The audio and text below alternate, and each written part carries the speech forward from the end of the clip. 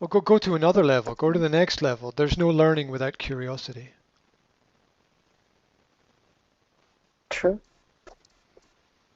And then and then break down the education into understanding how much natural curiosity is actually there.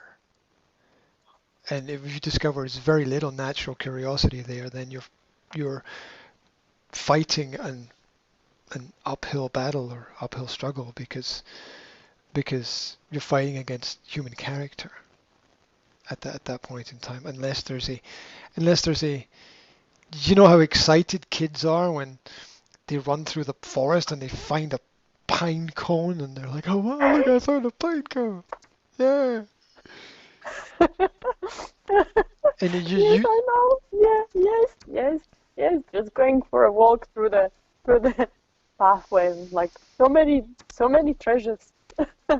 Mm, absolutely. And very often we don't get that in the classroom because the natural it's an artificial curiosity. It's, you need to learn this because of that, and they're like, what the fuck is she talking about? Like I'm dreaming about clouds being marshmallows, right? And someone wants me to understand why towns are built next to rivers or something. That's yeah, it doesn't. mm, It mhm. because because in a sense everything is important, and when everything is important, nothing is more important than anything else.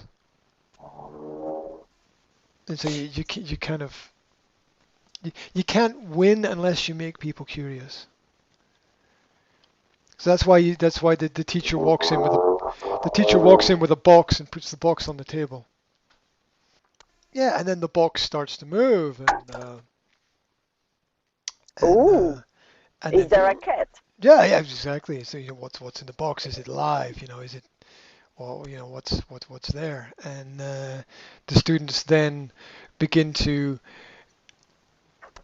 they begin to use their past and search through the history of their mind to see similar experiences that they've had or to feel similar experiences they've had before and to try to understand what it could be and Mm, uh, and that that's this the at that point in time the teacher doesn't have to cr- work at creating artificial interest, right? because it's naturally there. It's naturally there. Absolutely. And it's it's what we're naturally interested in that's the area that we grow in fastest if we want to grow. And this interest is slightly different from liking things.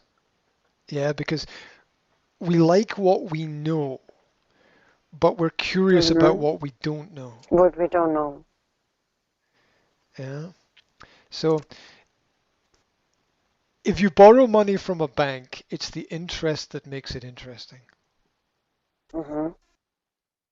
Yeah, and that's this is psycholinguistics. Why the bank used the word interest because that's what's the interesting part of borrowing money from a bank.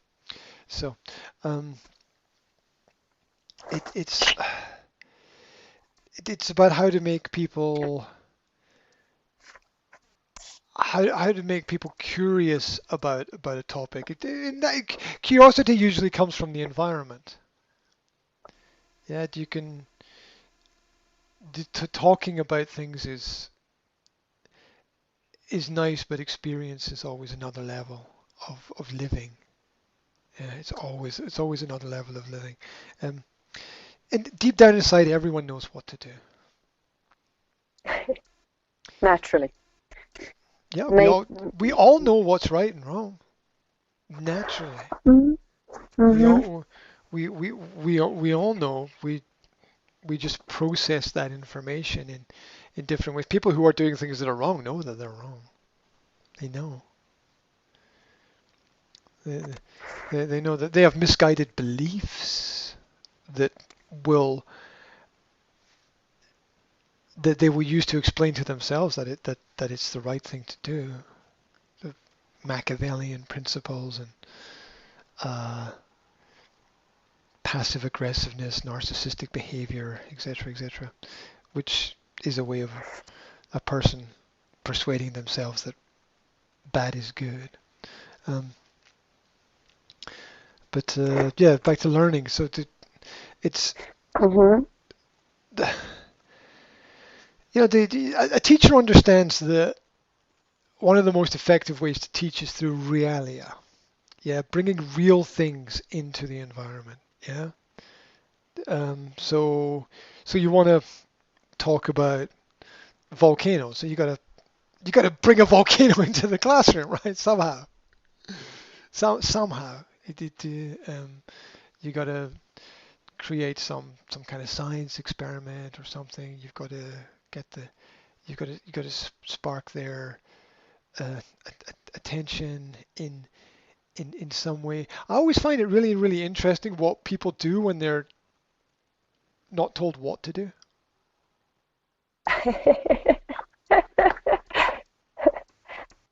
right? Because You that's mean in that. teaching, Well, wherever creativity in teaching? in life, wherever you are, what you Mm-hmm. do, what you do when you're not told what to do is who you are. What you What is it? what you do when you're not told what to Not do to- is who you are. Mhm.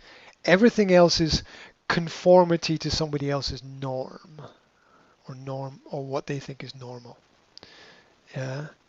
Put your jacket over there. No. Mhm. Right? What Mhm. what you do when you're not told to put your jacket there, that's who you are. And again, that's not saying good or bad. What what you do with your time when you're not told what to do with your time is who you With are. your tongue. That's that's who you are. Now, a lot of people are confused because they spend a lot of their time in somebody else's framework of life, doing what they Mhm. need done, or doing things for other people, but not specifically for themselves. And what we do when there's no pressure on us to do anything at all, that's that's the person that we are. And in the modern world, there's so much pressure on us to to naturally go places and do different things because life is agendas. There's a concert Mhm. here. I don't know, food festival over there. There's a fashion show somewhere. There's a sports event. There's, I don't know, meditation. There's learn how to print T-shirts workshop or something. There's um, I have very specifically in the last few weeks I've taken a small part of my day to do absolutely nothing at all. Okay. Mhm. And what I do is I don't do anything. I just sit down for half an hour and I don't have any technology around about me. I don't write anything down. I don't make notes. I don't listen to music. I just I don't do anything. Not even eating, drinking. No, no. I just No. don't No. just don't do anything for half an hour. And I Uh-huh. see what comes into my head. And that tells me where I'm at. That tells me where I'm at. Where I'm not one it it's it helps me disconnect from everything else that I'm doing, and it helps me put the things that I'm doing into perspective of how important is it. What is it that what is it that I think about when I don't have to think about anything? The difference with meditation is that meditation is still guided. True. It's and Mm-hmm. nothing wrong with that, right? I mean, it's just, we all need guidance, right? So, uh, so that's fine. But my challenge to myself is to understand when there is no guidance. Mm-hmm. What is it that's there? Because as the meditation is guided, see, there's a great contradiction in meditation that most people don't understand, which is which is when you're being guided, you're being led somewhere, and you can't be led and be free Mm-hmm. Mm-hmm. at the same time. So it's like free your mind, but if you focus your mind on freeing your mind is not free. There's a contradiction in the way in which the process is organized. Telling a person that they're free doesn't make them free. Mm-hmm. Um, my day is usually very structured anyway, so this is my this is my unstructured mental time where I usually give myself tasks to do because if you don't give yourself something to do, somebody else will. Mm-hmm. And you might not like it. You might like it. I don't know, whatever. But it's yeah. Look, if this is the difference between, and I have an issue with it. This is the difference between looking for a job and creating a job. Mm-hmm. People always say, "Oh, you need to look for a job," or "I'm going to look for a job." I think that's the wrong approach. I think that we need to create the job. Yeah, there's because looking for a job is your life then depends upon what somebody else has created. Somebody else. Mm-hmm. You're living your life based on somebody else's creation. And I think that we find more happiness when we create our own lives. And so that's why my advice to people who want to find the right kind of work is what kind of job do you want to create? Mm-hmm. Yeah. And not live within somebody else's framework. And then think about how you can create that kind of create that kind of job, which is a complex process because maybe that doesn't exist. Maybe you have to explain that to people. Um, but people also forget that everything in life is negotiable. You can negotiate anything. People forget. Somebody puts a contract on the table in front of you, says, sign this contract. Mm-hmm. Always negotiate. Always change the contract. If somebody puts a contract, this is your contract for work, and you say, okay, I'm gonna take it away and study it. Well, you need to sign it. Yeah, surely intelligent people read things before they sign it, right? Yes, but Uh, uh-huh. you don't want to employ stupid people, right? Uh, And always go back to the person and always say, I think this is a great contract. One or two little things, we need to just make one or two little alterations and it'll be fine. And then you put mm-hmm. in there what you want. You create your version of the job. Mm-hmm. Right, I'm not happy with this sentence. I'm not happy with this statement. I want something extra put in there. I want this taken out. It's not right. I'm sorry, but everyone, look, it's I understand, but everything in life is negotiable. Mm-hmm. Because if you can't negotiate, you're not free. Everything, all human relationship and work is just an extension of human relationships. All human relationships are negotiable. All contracts are created so that they can be broken. This see, people misunderstand contract. Contracts exist so that they can be broken because this Mm-hmm. means that you can move forward.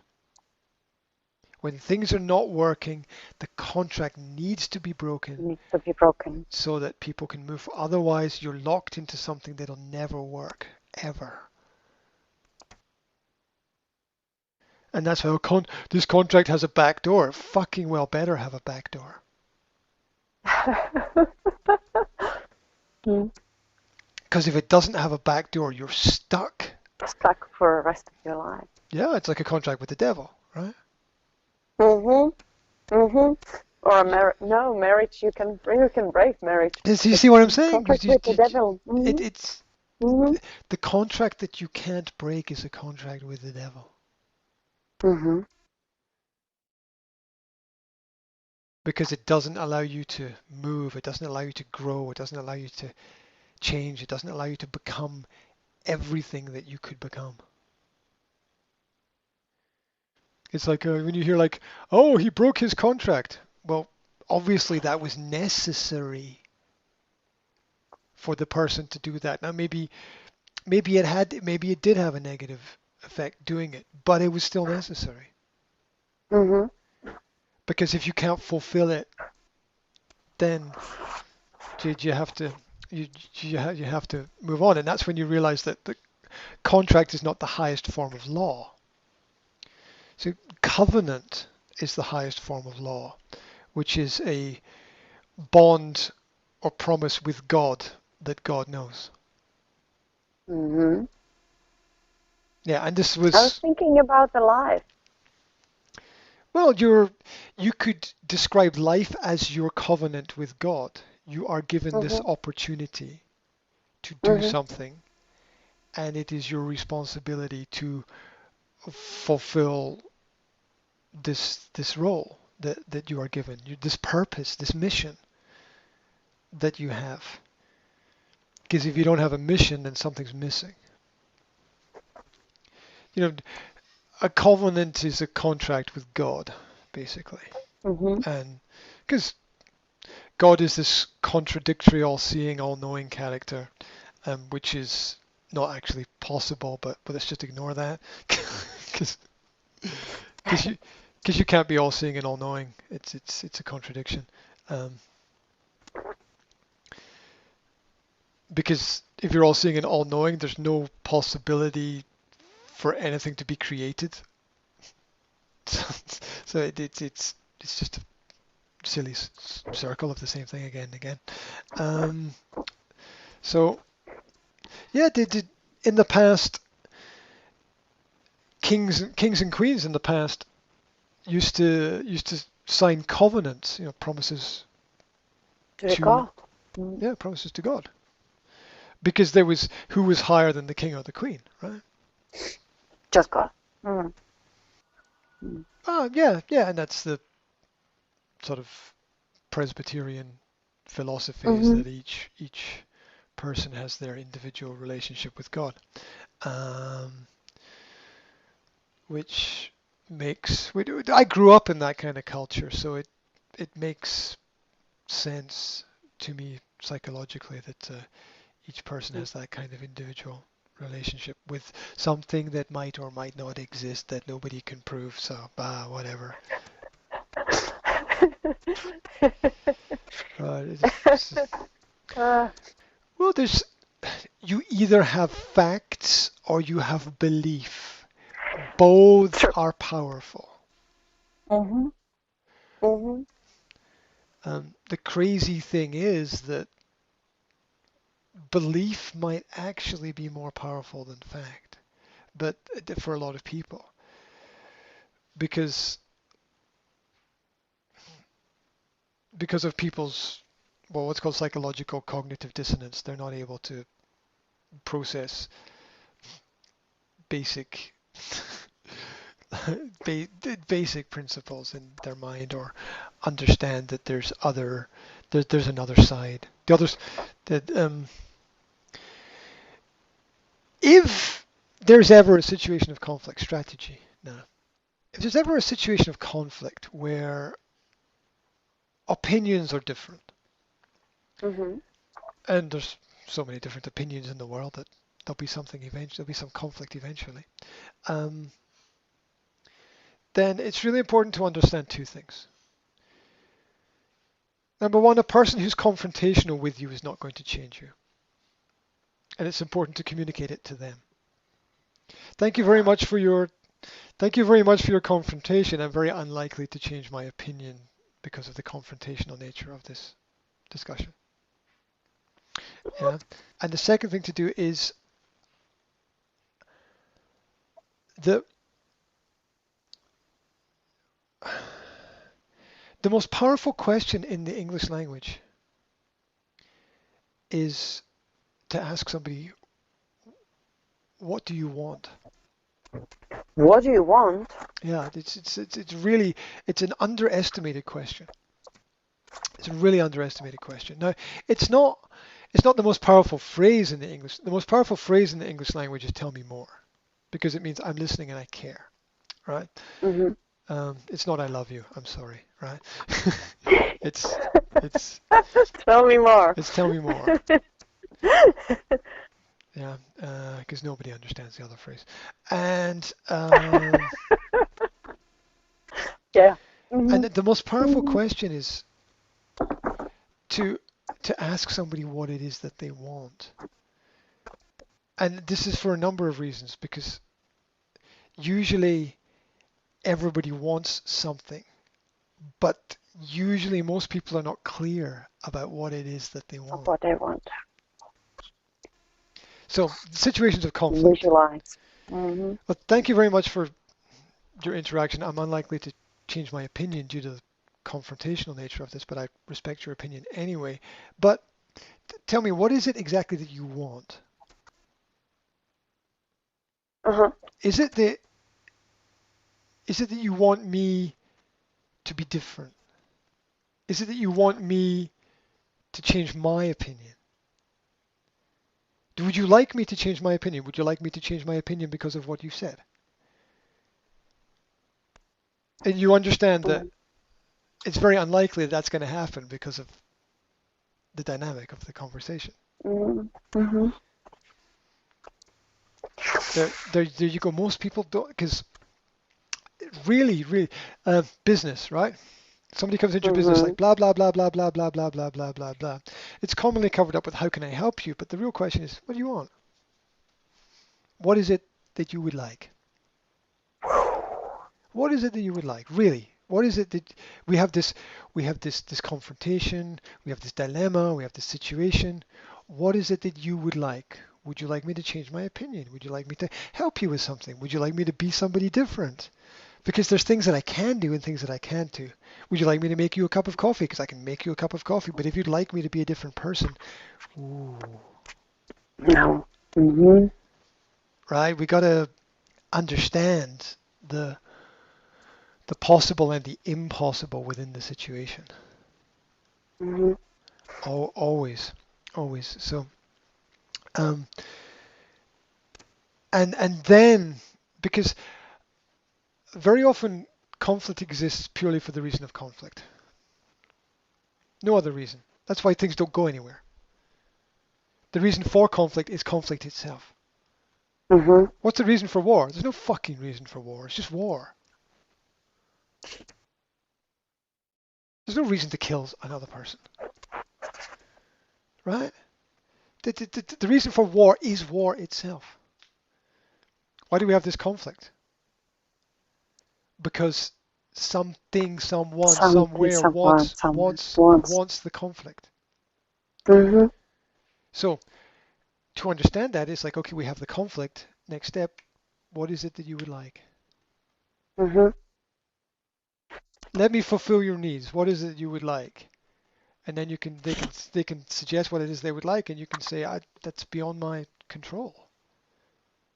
So there's no point arguing about things that's beyond our control because it's beyond my ability to.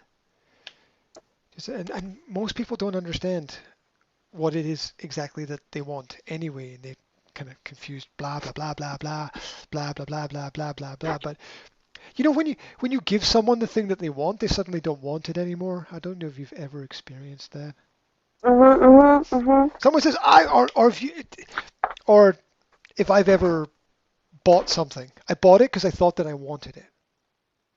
Yes. or And even. then sometimes you realize like, oh, I don't really need that, or I Well, don't, I've you know. realized with every single thing that I've ever bought in life, there's an element of it wasn't really what I needed. There's an element. There's, An element, not there's the an whole element. thing. Oh yeah. Okay. So look, look. I've got a computer here. It's helping us. It's quite practical, Mm-hmm. but it didn't save my life. Right. Right. Well, It's something that I can use, but this. Um, well, I have experience with technology that it can go yoop and just be the end, and I want to have a backup backup. system Mm-hmm. that That is already available. yeah. And my partner laughs at me because I buy two of everything, so it's just funny for her. That's funny. I cannot apply this to personal relationships, though I can only apply this Mm-hmm. to things like bits and pieces of technology. Because if I buy one thing and it works, I'm like, oh, this is really great. I'll get another one. so, so that we always, because you never know, it might not Oh. be available ever again. Lots of bullshit that I tell myself is true, which I don't know if it's true, but um, convince myself of convince myself of anything. But yeah, when you most of the time, when people get what it is that they want, they suddenly discover that they don't want it anymore, which is why it's Mm-hmm. so powerful to ask people, What do you want? what do you Mm-hmm. want? Or the more polite version is, what is it that you would like? But you can, it just, Ooh. Mm. What is it? What would you like? Mm-hmm. yeah, what And is it? tell me more. Yeah, you you begin with tell me more, and you see if they run out of steam. Okay. But it is.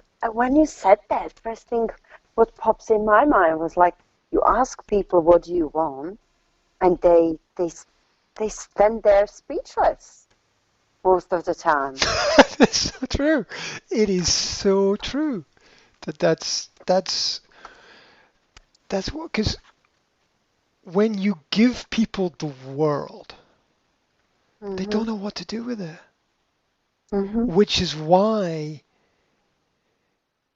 in life everything must be earned.